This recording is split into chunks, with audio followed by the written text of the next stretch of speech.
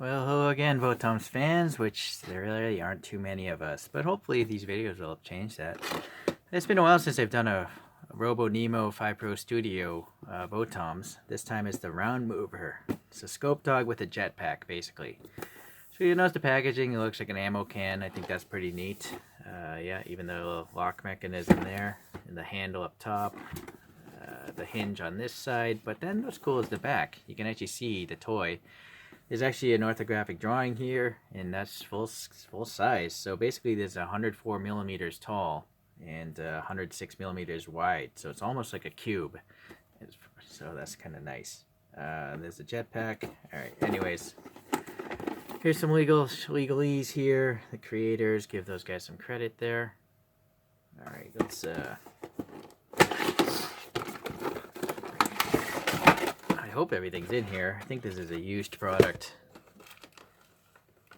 Yeah, it's weird. I don't see a date here. It says January, but it doesn't say the year, unless I'm missing it. Oh, here we go, 2018. So, a few years old now. It's got some tape here.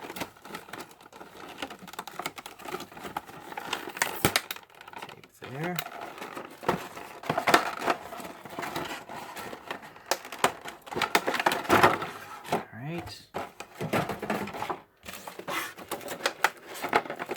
Bazooka, the Roundmover, an antenna. So the antenna is taped down. It's good. It's not easy to lose. There we go. The main robot is in a baggie, a torn baggie. Actually, they're not baggies. It's just pieces of plastic. But in this baggie, we have the pilot, Chirico QV. Whoa, something went flying there. The hands, extra hands, and then these go in the helmet or the head. And what went flying off? This thing. I don't know what these are, but they're on a molding sprue. So I guess I gotta clip them off. Maybe I should wait. I don't know. I might need that segment. So you can see here the eyes are, or the optics are not in yet. So there's some two-sided tape here on the back of this red thing here. So we're gonna peel this off. You know what? I gotta reset the camera. It's a little bit too high. Alright, got the tape off of that. Now the goal is to get this centered in here, which I probably won't do. But we'll try. Yo, no way. First of all, this thing is way too small for this aperture. Look at this. It's just too small. That's centered, but it just seems weird. I think the jewel bead here should be bigger. You know? That's easier. Alright, well, there, I guess maybe that's centered. Maybe it's not. Let's try the other one. Just take some tweezers here, take the backing off.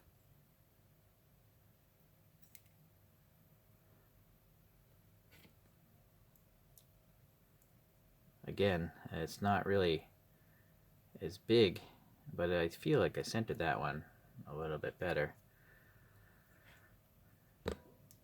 So it's almost like the lens is purposely, you know, recessed on a flat opening. I can get the tweezer around the whole thing here and here. Unfortunately, the red one is definitely not centered.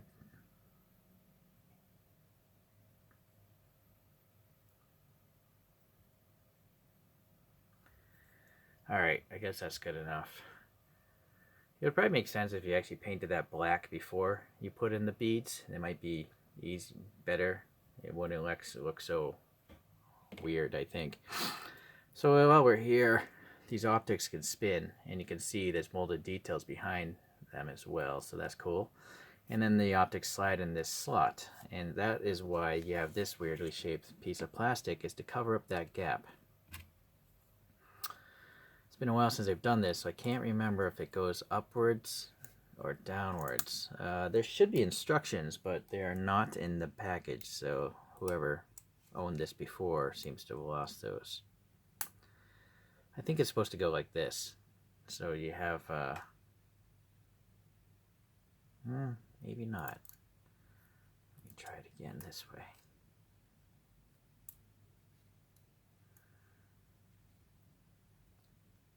Actually, maybe it is supposed to. No, I feel like the other way felt more natural as far as its bend. Alright, I'm going to put it in the other way. Tweezers.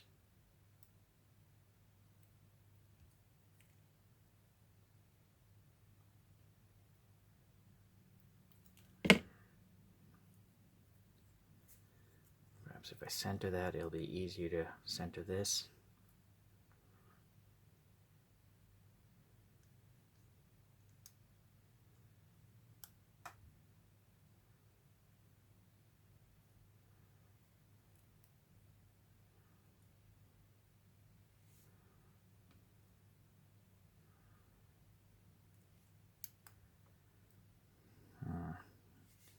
I feel like it's supposed to line up with this ridge end, but I could be mistaken, but let's try it. Could be the tape is really old. It doesn't want to stick. Yeah, it doesn't really want to stick there. But yeah, so it covers up that slot, as you can see, but it's a little gappy, so you can still move the optics around in it. I do feel like I'm going to have to probably crazy glue this piece of plastic in. It would be nice if there was a ridge that it butted up against. Well, you know what? Maybe let's just put it on the helmet or the head of this thing and see if it just stays there. Hopefully it'll stay there. If not, later on I'll glue it in place. Alright, so yeah, it's totally blacked out in there now. You might want to just leave it off and so you can see the pilot through there, but that's what this opens for. You can see the pilot that way. And then this whole head here spins. And then you can see the cockpit, nice brown seat and 2 different colors inside. Even the top of the cockpit, you got some grab handles, control boxes, and molded details. Let's see. I feel like it's dirty in there. So here's the little caricature. Only 5 points of articulation. The head here, the arms, and then the legs. Got some brown straps and stuff, a silver buckle. Yeah, that's pretty much it. The helmet. It's a weird looking design. This is an old cartoon, so, but pretty advanced cartoon for its day, I think. Alright. It's really funny. Alright, well, there he is. And you can see him right through the opening. Yeah, but not that. So that's what's going on. Right, very loose. Alright, so let's see. Yeah, it comes with 2 fists, but you can also pop on 2 grabby wavy hands. You have the antenna piece here, and I think that's just a friction fit. The reason being is maybe if you drop it, that'll just come off instead of snap and break. But if it's super loose, which I feel like it is a little bit too loose, I'm going to put some poster putty in there. And hopefully that'll keep it from falling out easily, but still allow it to break free if for some reason this thing ever drops on the floor. Maybe that is too much putty. That is too much putty.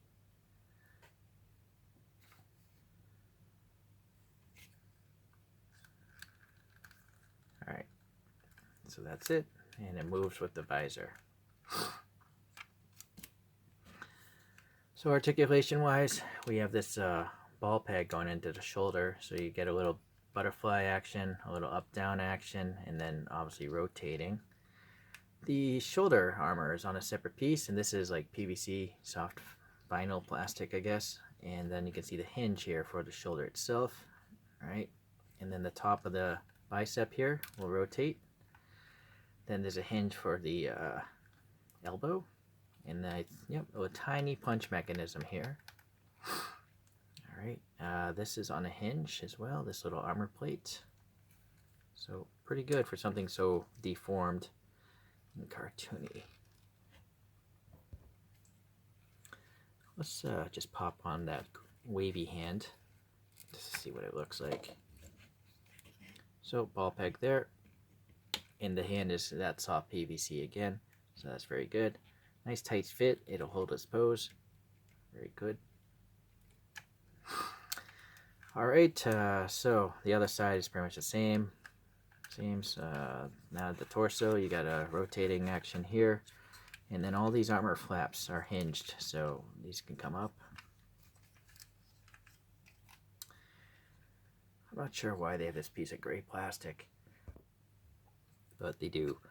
The reason why these comes up is you can actually unfold the legs here like this and make it go into a crouch down mode like that. And so that crouch down mode is supposedly how the pilot's supposed to get in and out. So it's like kind of like that. And so the pilot would walk up there and hop into the cockpit. But I will never pose it that way, so I'm going to put that leg back together and this leg back together, and let's continue on. So yeah, there's a ball peg here for the hip. I don't think the peg moves. No, it doesn't. So it's just this thigh here moves on this ball peg here. And then the knee, well, I mean, it's a really deformed thing, but there is a hinge here.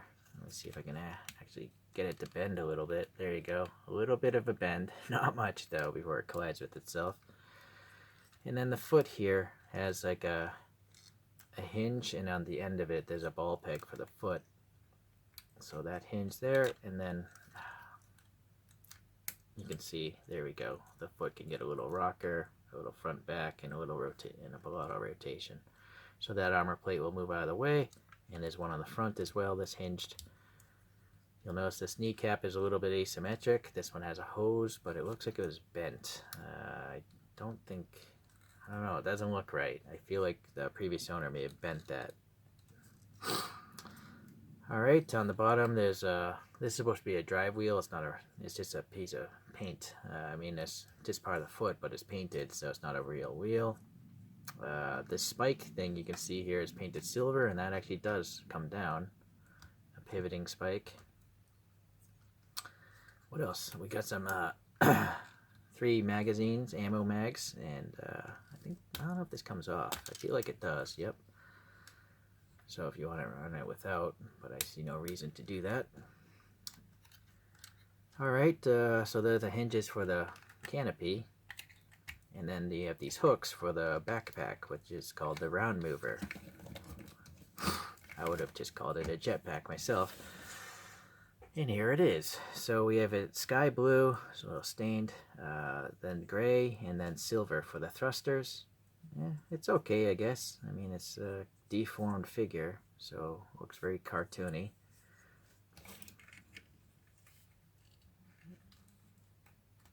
Alright, so there you go. And now let's figure out this stuff. Well, we got the bazooka, and actually the hand's already molded onto it. That's interesting. So it's like a 5th hand. And then the back, oh boy, that's so loose. You might want to glue that, or again, for me, poster putty, because it doesn't stain or strip paint.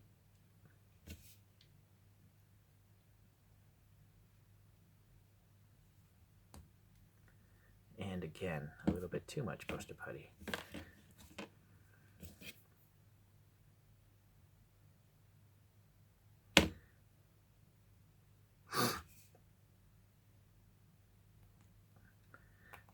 Alright. Just press that together over there on the table. And then you can see this T-peg. Again, that came off pretty easily. I'm not sure why they would even have this as a separate piece. I don't know why all this green isn't the same piece of plastic. It could have been molded that way.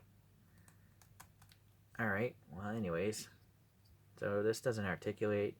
This barrel, again, I don't know why it's a separate piece of plastic. I guess they're trying to get rid of the seam line. There's no seam line here in the middle. It's on the end, this round thing here.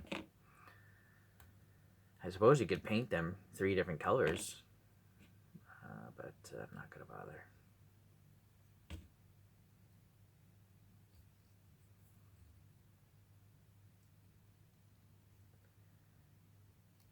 Alright, that's never going to come loose.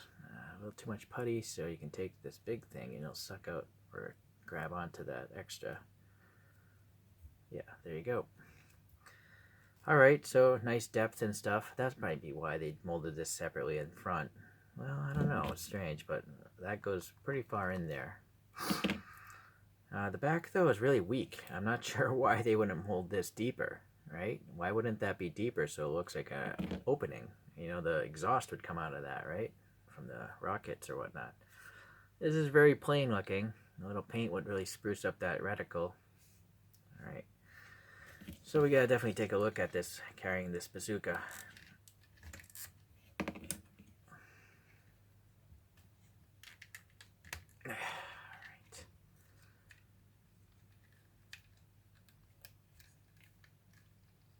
Alright, so you probably want to bend the elbow a little bit, let it rest on the shoulder. The hand, you really can't articulate or much other than rotate. So then if you move that up, it looks like the optic here is, well, maybe like that. It's kind of looking through the reticle, supposedly. It would have been actually cooler if that was just open space. Oh well. These are still a mystery to me. Why? So I didn't see anything with those slots. Oh, wait, on the side. What is that? No, that looks too big. That's for a different model of Scopedog. I don't see anything on the backpack. This is a mystery. If anyone has this, please leave a comment what the heck this is for. It's also, let me double check here. No, that peg is way too big for that.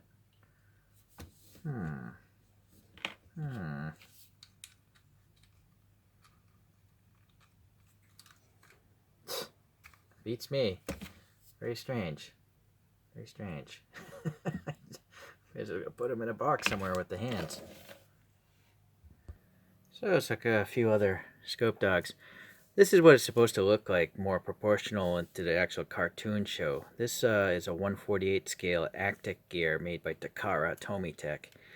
Takara Tomy, I think. It's called Actic gear, the line of these VOTOMS. I have a whole bunch of videos on these things. That's what got me into VOTOMS in the first place, buying a few of these locally used.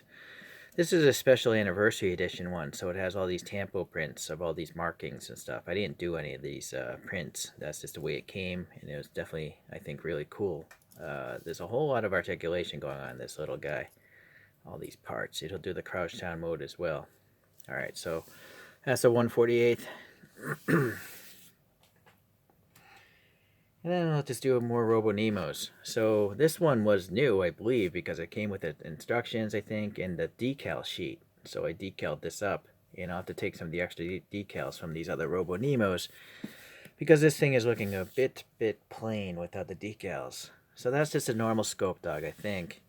And this is a brutish dog, which is driven by Fiona, which is actually a female character. And again, I added the decals. I really like how the Gatling gun in a claw instead of a hand over here. And the last one is a pretty cool design. It's called a bloodsucker. And again, I added a few decals here and there. And this one is driven by Ypsilon. This is the antagonist from the cartoon, the bad guy. It's not really a bad guy, I guess, just the guy that fights Jericho all the time.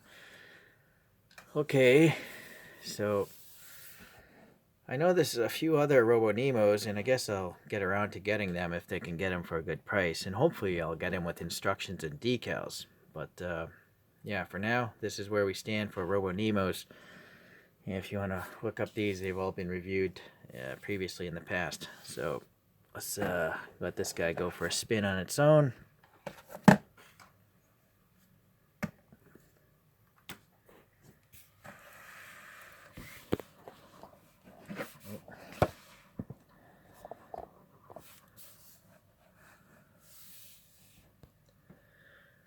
So decent enough details.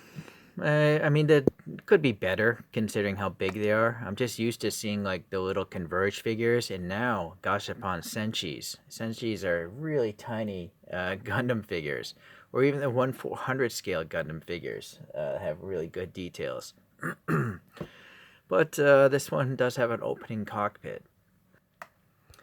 Although I gotta say that 1/48 scale also the Takara Actic gear. If you're unfamiliar, this also has an opening cockpit with a with a driver in there, right? It's crazy, these things, Actic gears. Alright, but I do like the super deformed stuff. You know, this is definitely deformed quite a bit, and it looks cute, it looks funny, you know, it's cool. Alright, well, thank you for watching today. I'll see you guys in the next VOTOMS video.